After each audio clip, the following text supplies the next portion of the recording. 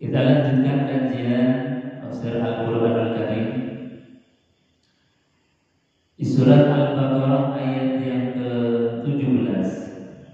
Allah kasih gambaran perumpamaan tamsil agar kita ini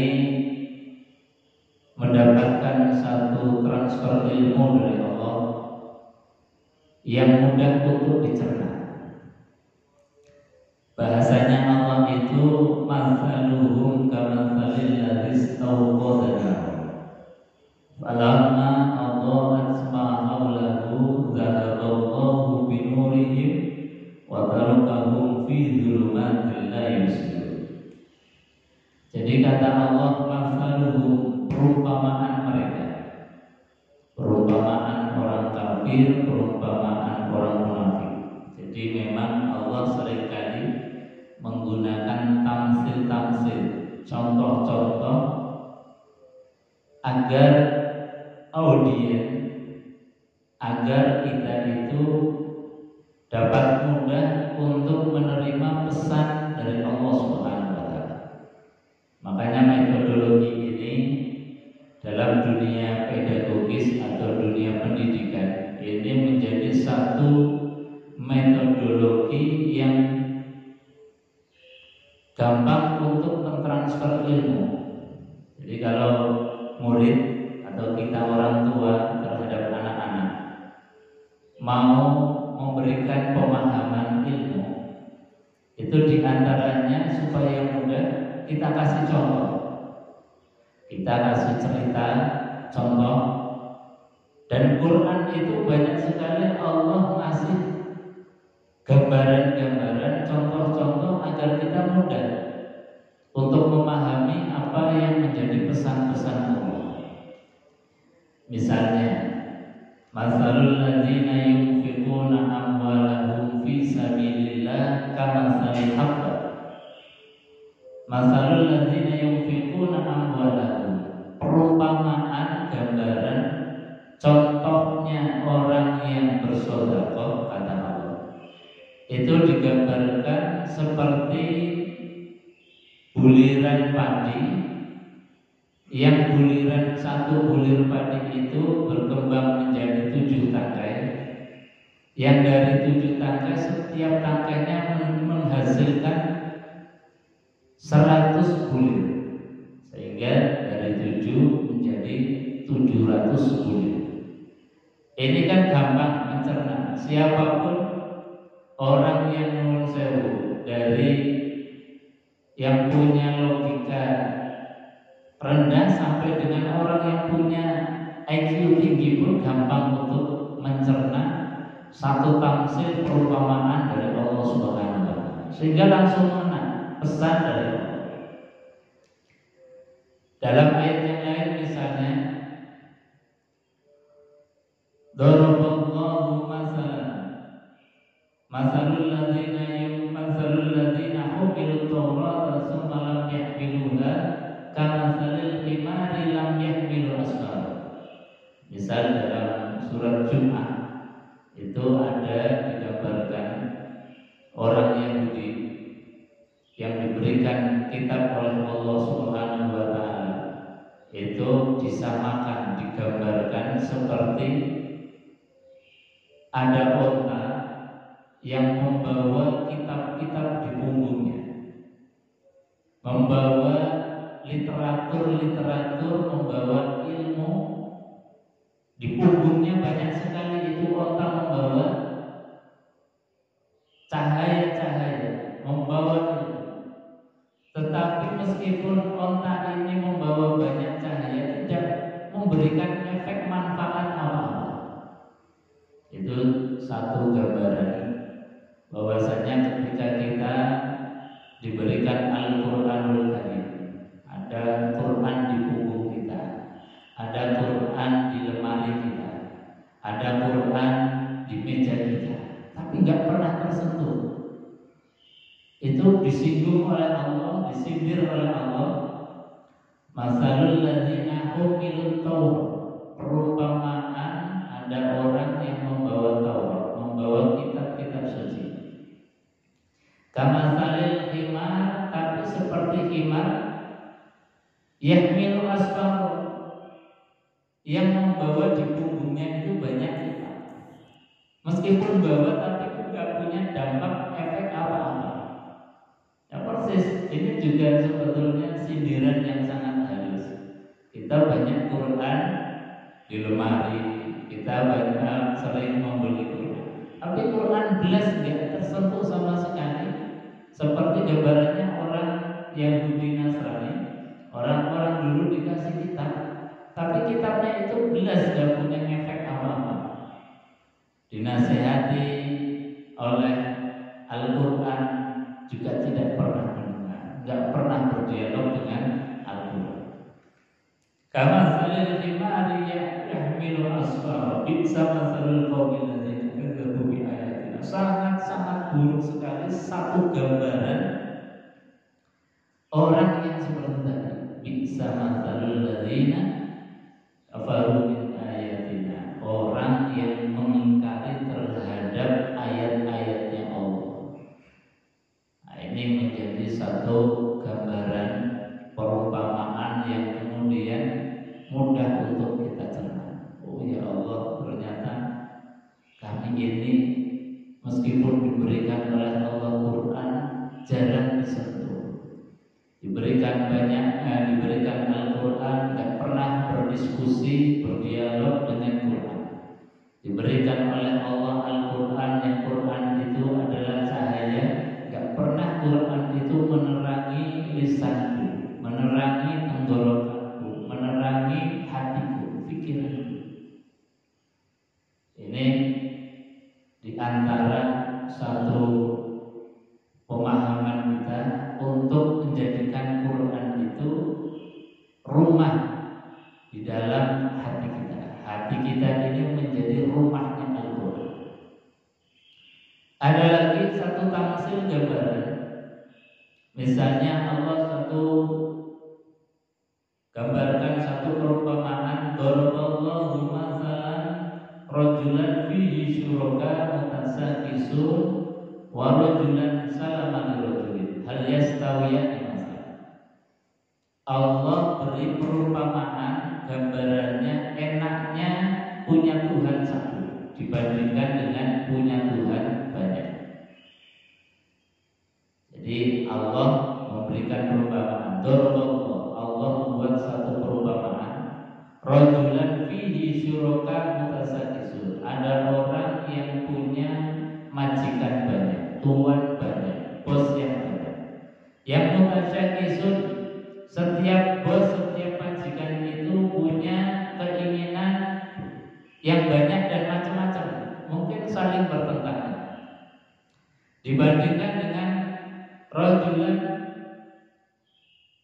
salaman lirajulin, seorang yang hanya punya satu tuan, satu majikan, yang majikannya itu enak banget, nggak pernah memerintah kecuali yang gampang-gampang, nggak pernah merepotkan kita. Bahkan perintahnya ini senantiasa la yukallifullahu nafsan illa wus'aha, sudah diukur kadar kemampuan yang diperintah. Ini kan pasti enak sekali. Maka Allah tanyakan kepada kita, hal yastawiyani masalah, apakah sama perumpamaan dari dua hal ini, majikan satu dengan majikan yang banyak? Allah nanya tapi tidak dikasih jawabannya. Karena apa?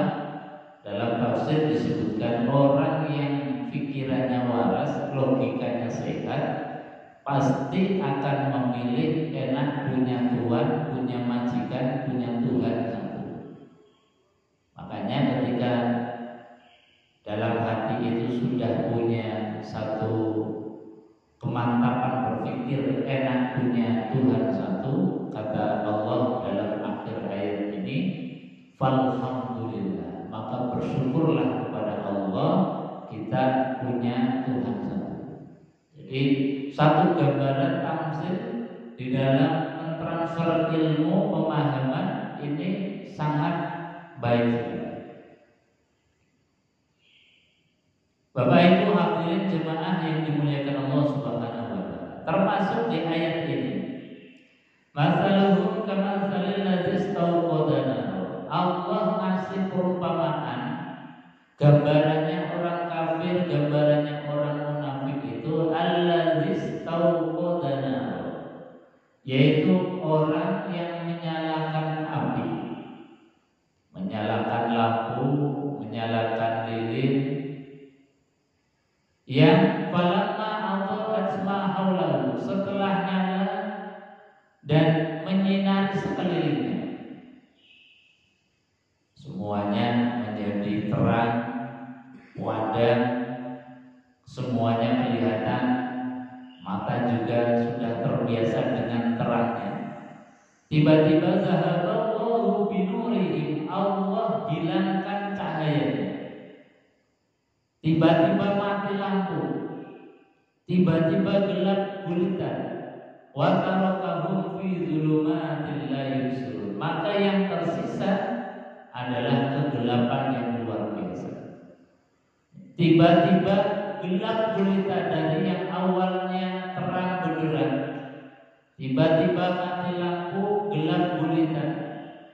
Meskipun kita berada di rumah sendiri, yang tahu persis letak mana pintu, letak mana lemari, letak mana dapur dan lain sebagainya, ketika dalam keadaan mati lampu pasti kita kebingungan. Apalagi kita berada di satu tempat yang kita tidak paham sama sekali, mana pintu masuknya, mana pintu keluarnya, apakah di depan kita ada lubang, apakah di depan kita ada sesuatu yang berbahaya. Kita nggak akan bisa tahu, karena apa? Medannya kita tidak kenal sama sekali. Wong di rumah sendiri saja mati lampu jadi bingung semua. Nah, ini gambaran kita bahwa betapa butuhnya kita akan nur, betapa butuhnya kita akan cahaya. Secuil apapun, sekecil apapun cahaya dalam keadaan gelap gulita sebagai petunjuk itu sangat-sangat penting. Dalam keadaan gelap gulita ini rasanya kemudian ada kunang-kunang yang datang, itu sudah menjadi sesuatu yang luar biasa.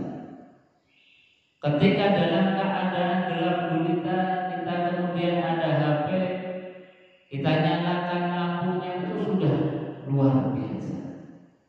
Jadi sekali lagi cahaya di dalam kehidupan kita, apalagi yang asalnya itu kemudian terang benderang, lampu hingar-bingar, tahu-tahu zahaballahu binurihim, Allah hilangkan cahayanya, wa tarakahum fi dzulumatin la yubsirun, maka tidak ada yang tersisa kecuali bahwa kita tidak bisa melihat apa-apa, gelap gulita. Bapak Ibu hadirin jemaah yang dimuliakan Allah Subhanahu wa taala. Jadi sekali lagi, nur, cahaya itu sangat penting. Orang yang pikirannya tidak ada cahaya, hatinya tidak ada cahaya, maka dalam kehidupan ini rasanya kemudian menjadi gelap. Dikasih ujian oleh Allah Subhanahu wa taala, rasanya bumpet, gak ada solusi. Padahal sebetulnya masalahnya remeh kecil, tapi guru-guru gak ada cahaya. Apa cahaya itu? Al-ilmu nurun. Ilmu itu adalah cahaya. Maka ketika kita itu diberikan oleh Allah ilmu, rasanya banyak sekali solusi. Meskipun itu ujiannya berat. Ujiannya berat bagi orang yang punya ilmu, itu disikapi gampang saja. Tidak akan kemudian menjadi gelap pikirnya, gelap hatinya, sehingga kemudian memutuskan untuk bunuh diri misalnya. Nah, ini tidak akan mungkin orang yang punya ilmu mengambil satu keputusan fatal sampai membunuh dirinya sendiri. Orang yang sampai mengambil keputusan fatal sampai bunuh diri itu dalam keadaan gelap pikir,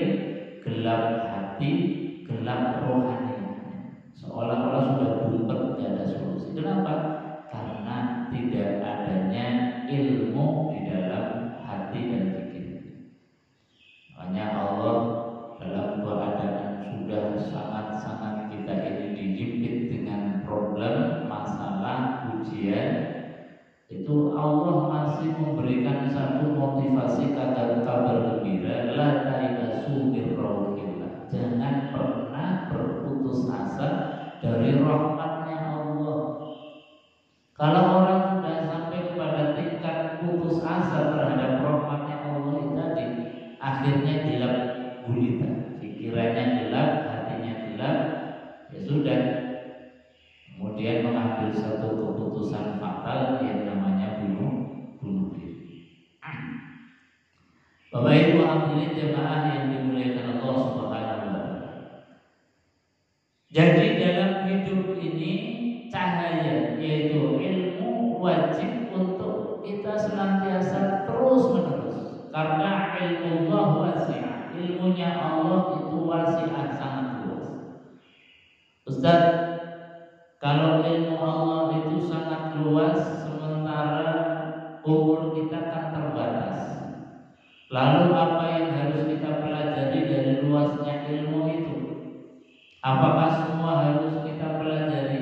Nah, ini yang kemudian dalam metodologinya Imam Al-Ghazali, saking luasnya ilmunya Allah, beliau mengatakan afdhalul ilmi ilmul hal. Ilmu yang paling utama untuk kita pelajari itu adalah ilmu yang disifati oleh Imam Al-Ghazali adalah ilmul hal. Apa ilmu hal itu? Ilmu yang kita ini mau apa sekarang, itulah yang dipelajari. Ketika kita mau berbisnis, berdagang, maka hukumnya mencari ilmu bagaimana untuk berbisnis yang baik, bisnis yang tidak menyalahi syariat, bisnis yang menghasilkan, bisnis yang tidak merugikan. Bagaimana kemudian mengolah satu barang dagangan kita, mempacking sampai kemudian kita memasarkan, itu dipelajari. Itu namanya ilmu hal. Karena kita ini mau dagang, maka belajar ilmunya dagang menjadi prioritas. Ketika kita mau menikah, maka ilmu bagaimana membangun rumah tangga yang baik, mengelola dua pikiran, dan mengelola berbagai macam masalah yang mungkin akan timbul dalam satu keluarga, itu menjadi prioritas. Karena apa? Kalau orang dulu aja, jadi mau nikah, bangun rumah tangga asal wani, asal berani, asal mampu, kemudian tanpa dibekali dengan ilmu yang cukup, nanti suatu saat kemudian ketemu dengan ujian, ada badai, ada ombak dalam keluarga, maka terjadi kegoyahan. Yang asalnya pas lagi senang-senangnya ta'aruf, pacaran, yang kelihatan itu yang baik-baiknya, setelah nikahnya ternyata kejelekan, keburukannya sudah mulai tampak. Ini kalau nggak punya ilmu bagaimana cara mengelola, ini bahaya. Karena pasti tidak ada satu keluarga pun yang tidak pernah diuji oleh Allah, pasti diuji. Maka kalau kita ini tahu ilmunya bagaimana mengelola semua itu akan menjadi ladang kebaikan. Ketika romantis, yaitu ladang kebaikan. Ketika dalam keadaan kita tidak cocok, lagi ada masalah dengan pasangan hidup, itu juga kebaikan. Kata Allah dalam Al-Quran, wa in karihtumuhunna fa'asa an takrahu syai'an wa yaj'alallahu fihi khairan katsiran. Wa in karihtumuhunna, dan jika kalian lagi ada problem dengan pasangan hidup, melihat kekurangan pasangan hidupnya, wa in karihtumuhunna fa'asa an takrahu syai'an, yang boleh jadi kalian gak suka terhadap kekurangan-kekurangan itu, fayaj'alallahu lahu khairan katsiran. Ketahuilah bahwa dalam keadaan kita melihat kekurangan pasangan kita, itu sebetulnya Allah lagi membuka lebar-lebar kebaikan yang banyak untuk kita.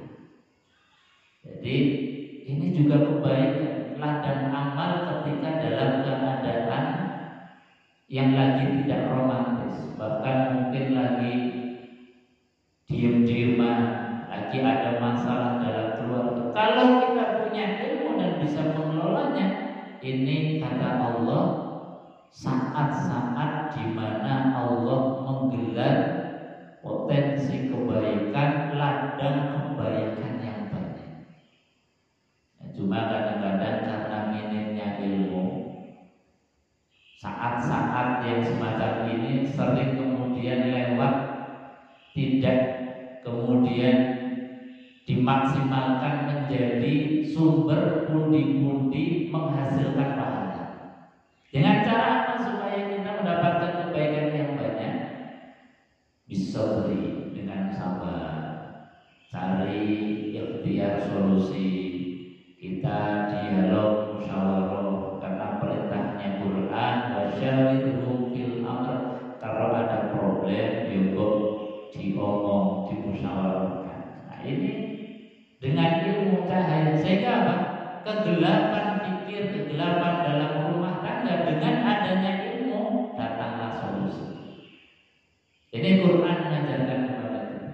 Nah, itu yang namanya ilmu hal, ilmu yang kita ini sedang apa, maka harus dilambari dengan pengetahuan yang cukup. Ketika kita punya anak, maka apa ilmu yang harus kita belajar? Ya bagaimana ilmu mendidik anak. Jangan asal membuat anak, tapi bagaimana mendidik anak gak paham. Pokoknya lahir, pokoknya jadi anak, nanti anak tahu sendiri, gak bisa. Orang tua harus punya pemahaman cukup tentang bagaimana mendidik anak secara ideal menurut Al-Quran dan menurut contoh dari baginda Rasulullah Shallallahu Alaihi Wasallam. Jadi saking luasnya ilmu, kata Al-Imam Al-Ghazali, supaya menjadi fokus afdhalul ilmi ilmul hal. Ilmu yang paling utama untuk dipelajari adalah ilmu yang menjadi kebutuhan kita sekarang. Termasuk ilmul hal yang menjadi kebutuhan harian kita ini adalah ilmunya sholat. Karena sholat itu adalah kebutuhan harian kita, kegiatan harian kita yang kita ini sehari saja minimal 5 kali di dalam menjalankannya. Kok kemudian ketika kita melaksanakan sholat biwairin ilmi ya'malu, yang ketika dikerjakan tanpa ilmu, mardudatun la tuqbal, maka potensi mardud ditolak, la tuqbal tidak diterima oleh Allah itu besar. Oh ya, ono ya ini sholat apa cengkelat-cengkelit, rukuk, sujud, sampai bacaannya saja yang dibaca gak pernah paham. Ditanya takbiratul ihram, kemudian membaca doa iftitah, hafal gak? Enggak. Kalau ditanya hafal gak? Hafal. Tahu gak isinya? Enggak. Padahal bertahun-tahun dari kecil sampai sekarang. Maka ilmunya sholat, memahami sholat, termasuk filosofinya bagaimana sholat itu harus dibangun terus. Sebab apa? Sholat kalau sudah kadung menjadi kebiasaan, apapun yang sudah jadi rutinitas kebiasaan, kadang hilang ruhnya, hilang spiritnya, hilang motivasi dan hakikatnya. Karena apa? Sudah dianggap ya biasa. Pokoknya rubuh-rubuh gede ke masjid, sholat, ngikuti imam. Akhirnya apa? Kadang-kadang kalau kita tidak cas dengan motivasi filosofinya Quran, ini kadang-kadang ya sudah yang penting sholat. Tapi yang kayak gini ya lumayan daripada tidak ada sholat. Tapi paling tidak tadi bahwa ketika sholat itu menjadi kebutuhan harian kita, harus senantiasa dilambari dengan ilmu supaya memantapkan sholat, menjadikan sholat betul-betul menjadi orientasi utama kita. Hidup itu orientasi utamanya ya sholat.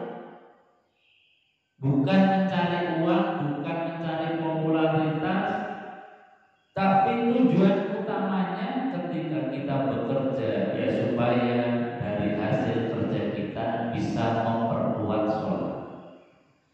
Dari hasil kerja kita supaya sholatnya terjaga. Kita belajar mencari ilmu kesana kemari, dari mulai TK, SD sampai perguruan tinggi, bahkan S1, S2, S3. Maka tidak ada artinya semua ilmu yang kita cari tiap hari kalau ujung-ujungnya tidak menjadikan hifdzus sholat, terjaganya sholat kita. Maka orientasinya harus dirubah total. Mindset kita tentang sholat, mindset kita di dalam hidup menjaga sholat ini harus betul-betul menjadi jihadnya kita. Sebab kalau tidak ada kesungguhan di dalam menjaga sholat, akhirnya apa? Sholat itu malah kadang-kadang diperkosa menjadi satu ibadah untuk kepentingan kita. Kalau kita ada masalah, sholatnya sergap. Ekonominya lagi morat-marit, duhanya kencang. Tahajudnya kemudian menjadi semangat. Nah ini namanya sholat, tapi orientasinya untuk dunia. Harusnya dunianya kita cari dalam rangka menjaga, memperkuat sholat kita. Bagaimana Nabiullah Ibrahim alaihissalam itu di dalam meluruskan mindset hidupnya. Itu dalam doa beliau yang luar biasa spektakuler sampai diabadikan di dalam Al-Quran, yang tentu ini harusnya menjadi pelajaran kita. Kata beliau, Rabbana inni askantu min zurriyati biwadin ghairi dzi zar'in 'inda baitikal muharram Rabbana liyuqimus shalah. Jadi kata beliau dalam doanya, Rabbana, duhai Tuhanku, ini sesungguhnya aku askantu min zurriyati, saya tinggalkan sebagian dari keturunanku, yaitu Nabiullah Ismail yang lahir di Palestina, di tempat yang subur makmur, karena Palestina itu disifati oleh Allah satu wilayah yang barokah haula, yang diberkahi di sekelilingnya, makanya sekarang jadi rebutan. Lahir di sana di tempat yang ramai, karena di sana itu sudah jadi pusat peradaban kota. Tetapi Nabiullah Ibrahim bawa bayi kecil yang namanya Ismail dengan bundanya yang namanya Hajar, dengan perjalanan yang tidak sebentar, perjalanan yang melelahkan, melalui gurun pasir, panas terik dan lain sebagainya. Askantu, saya tempatkan di wadin ghairi dzi zar'in, di tempat yang gurliwang-liwung, yang rumput saja tidak tumbuh, nggak ada sumber penghidupan. Jadi kalau logika orang awam mungkin ini Ibrahim mau mengusir istri dan anaknya, membuang anaknya. Kalau dalam logika umum barangkali akan mengatakan demikian. Tapi karena ini perintahnya Allah, meskipun berat, perjalanan yang jauh, perjalanan yang melelahkan, bahkan toh nyawa, tetap dilakukan sampai kemudian di satu tempat yang disifati biwadin ghairi dzi zar'in, satu lembah cekungan yang di sana tidak ada sumber penghidupan apapun, rumput saja tidak tumbuh, nggak ada siapa-siapa di sana. Kan gambarannya luar biasa heroik. Inda baitikal muharram, kenapa ditaruh di sana? Karena di sana ada situs, yaitu Baitikal Muharram, Ka'bah yang mulia, sebagai senter pusat kiblatnya kita. Kiblatnya dunia itu ya Ka'bah, yang fungsinya diantaranya adalah masabatan linnas, tempat kumpulnya manusia. Maka andai kata Ibrahim tidak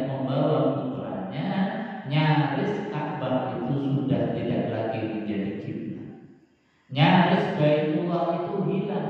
Maka dengan berbagai macam daya upaya, Nabiullah Ibrahim tetap membawa putra tercintanya untuk nguri-nguri menghidupkan kembali Ka'bah yang sudah tidak ada yang kenal sama sekali. Makanya harusnya ketika kita sholat, misalnya sholat subuh seperti tadi, niat usolli fardu subuhi rok'ataini mustaqbilal kiblah. Ketika kita mengucapkan kalimat mustaqbilal kiblah, ya Allah saya sholat subuh 2 rakaat menghadap kiblat. Kita dalam hati punya gambaran, ya Allah, kalimat ini, kalimat mustaqbilal kiblat, ternyata perjuangannya luar biasa. Perjuangan untuk supaya umat, termasuk kita ini, bisa mengatakan mustaqbilal kiblat, perjuangannya perjuangan yang top nyawa, perjuangan yang luar biasa heroik. Sehingga kalau kita gambarkan, ya Allah, saya ini bisa mengucapkan kalimat mustaqbilal kiblat karena perjuangannya Nabiullah Ibrahim, perjuangannya Bunda Hajar, perjuangannya Nabiullah Ismail, maka akan muncul kemudian rasa, ya Allah, syukur. Perjuangan yang sebegitu berat kok kita menyepelekan. Kita hanya mengucapkan, disuruh mengucapkan mustaqbilal kiblat saja rasanya berat. Maka akan tumbuh kemudian rasa syukur, terima kasih kepada Allah Subhanahu wa taala. Jadi Nabiullah Ibrahim mengajarkan kepada kita, jauhnya perjalanan, beratnya perjalanan itu cuman hanya satu tujuan, bukan untuk harta, bukan untuk kekuasaan, popularitas, tapi apa? Rabbana liyuqimus shalah. Duhai Tuhanku, aku sengaja memboyong keluargaku ini tujuannya satu, agar keturunanku ini bisa mendirikan sholat dengan baik. Artinya apa? Bahwa orientasi hidup Nabiullah Ibrahim, kemudian pemahaman yang ditanamkan kepada zuriyah keturunannya itu supaya agar keturunannya betul-betul menjaga sholat. Nah, ini yang harus jadi pelajaran kita. Makanya kita dari pagi sampai malam bekerja, mencari penghidupan, mencari rezeki, mencari uang. Jangan sampai kebalik orientasi hidupnya. Semua uang, harta yang kita dapatkan, semua ilmu yang kita pelajari harusnya menjadi pengawal terjaganya sholat kita. Andai kata kemudian justru melupakan sholat, berarti ada mindset yang salah, ada orientasi yang gagal. Kegagalan orientasi ini menjadikan salah jalan, salah arah, sehingga harus kita luruskan kembali. Nah, ini Quran membimbing kita, mengajarkan kita supaya tidak tersesat arah jalan untuk pulang ke hadirat Allah Subhanahu wa taala. Bapak Ibu hadirin